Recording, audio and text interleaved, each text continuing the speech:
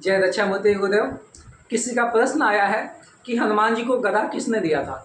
तो हनुमान जी को गदा कुबेर भगवान ने दिया था और साथ में ये वरदान भी उनको दिया था कि जब तक ये गदा आपके पास रहेगी कोई भी आपको युद्ध में पराजित नहीं कर सकता है।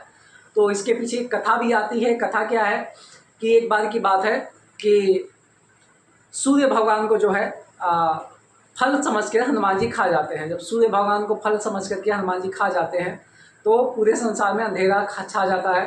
ये सभी हम लोग जो है ये कथा जानते भी हैं।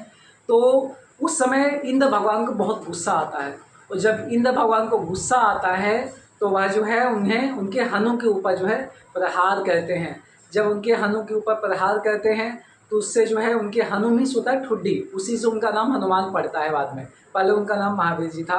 तो महावीर मीन्स जो बहुत शक्तिशाली हो। तो उनका जो है हनु के ऊपर प्रहार होता है। जब हनु के ऊपर प्रहार होता है तो उन्हें चोट लगता है और जब उन्हें चोट लगता है तो वह मूर्छित होकर के पृथ्वी पे गिर जाते हैं। तो वहाँ पे हम सभी लोग जो है जानते हैं कि ये भगवान वायुदेव के हनुमान जी पुत्र हैं। तो वायुदेव जो है जब अपने पुत्र को मूर्छित अवस्था में देखते हैं तो पूरे संसार से वायु जो है रोक लेते हैं और जब रोक लेते हैं तो हाहाकार मच जाता है। तो सभी देवी देवता उनके पास जाते हैं, बोलते हैं कि ऐसा है कि हम लोग वापस मूर्छा अवस्था से इनको वापस लाएंगे और साथ में हम लोग कुछ ना कुछ इनको वरदान में भी देंगे। तो उसी क्रम में सबसे पहले तो इंद्र भगवान देते हैं। इंद्र भगवान जो है चूँकि उनके वजह से ही महावीर भगवान को हनुमान जी को जो है चोट लगी थी हनु पे, ठुड्डी पे।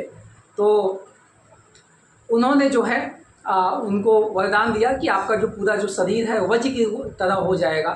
इसी के कारण जो है उनके ऊपर किसी भी तरह का अस्त्र शस्त्र का जो है आघात उनके ऊपर काम नहीं करता है। ये सभी हम लोगों ने कई सारे युद्धों में उनके साथ में देखा है।